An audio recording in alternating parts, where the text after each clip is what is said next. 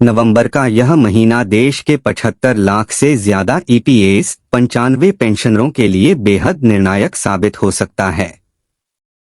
जिन फैसलों का आप सालों से इंतजार कर रहे थे, धरनों, यात्राओं, ज्ञापनों और कोर्ट के चक्कर काटने के बाद उनका परिणाम अब धीरे धीरे सामने आने लगा है।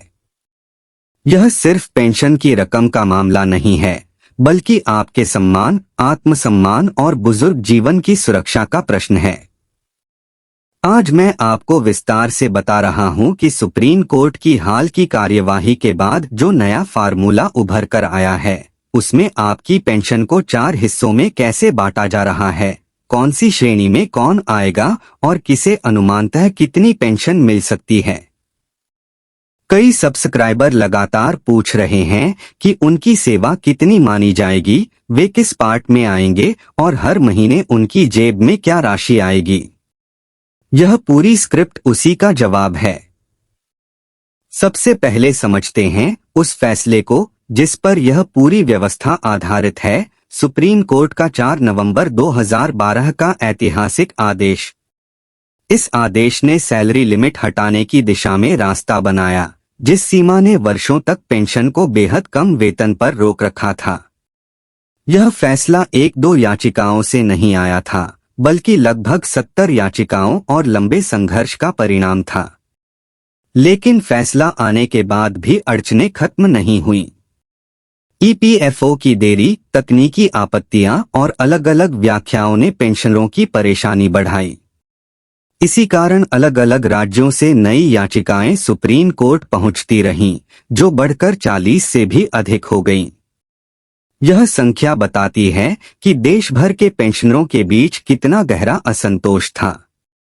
जब इतने सारे मामले सुप्रीम कोर्ट पहुंचे, तब तत्कालीन मुख्य न्यायाधीश जस्टिस डीवाई चंद्रचूड़ ने मामले की गंभीरता समझते हुए निर्णय दिया कि चूंकि 2012 का मूल फैसला 3 जजों की बेंच ने दिया था, इसलिए नए मामलों का अंतिम फैसला भी 3 जजों की बेंच ही करेगी।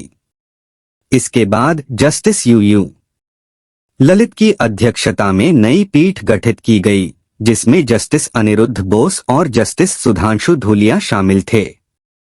मानसून सत्र के दौरान इस बेंच ने 7 दिनों तक लगातार सुनवाई की।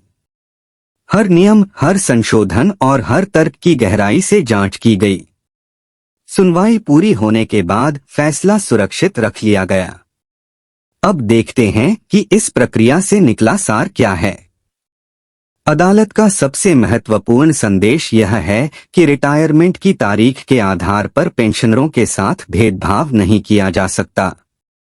कोई कर्मचारी कब रिटायर हुआ, 2004 से पहले, 2006 या 2014 से पहले या बाद, सिर्फ तारीख के नाम पर किसी को फायदा देना और किसी को उससे बाहर रखना उचित नहीं है।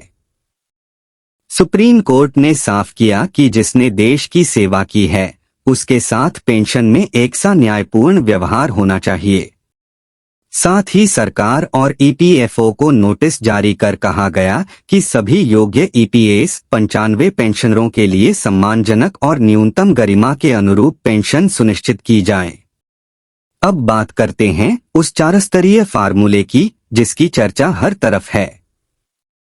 यह अभी आधिकारिक गजट में नहीं आया है, लेकिन जो तस्वीर बन रही है उसे समझना जरूरी है। पार्ट 1, वे पेंशनर जिनकी पेंशन योग्य सेवा लगभग 10 साल या उससे कम है। 15,000 रुपए की सैलरी लिमिट पर वर्तमान गणना के अनुसार इनकी पेंशन लगभग 1,400 रुपए से 1,600 रुपए के बीच बैठती है। नई व्यवस्था में लक्ष्य है कि इस न्यूनतम राशि को थोड़ा ऊपर लाया जाए, ताकि सीमित सेवा वाले पेंशनरों को भी सम्मानजनक आधार मिले। पार्ट 2, 15 से 25 साल की सेवा वाले पेंशनर, इनकी पेंशन लगभग 3,500 से 5,700 के बीच बनती दिख रही है। यह श्रेणी उन लोगों की है जिनकी सेवा लंबी तो रही, लेकिन बहुत अधिक नहीं। पेंशन एक मध्यम स्तर पर रहती है, न बहुत कम न बहुत आरामदायक।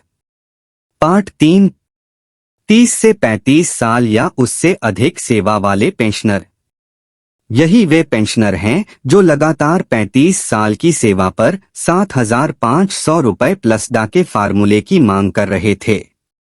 रिपोर्टों के अनुसार 30 साल सेवा वालों की पेंशन लगभग 7,000 से 8,000 और 35 साल वालों के लिए 7,500 प्लस डा का फार्मूला सामने है। लेकिन यह लाभ सिर्फ उन्हीं को मिलेगा जिनका पूरा सेवा रिकॉर्ड स्पष्ट है और जिन्होंने वास्तव में 35 प्लस साल सेवा की है।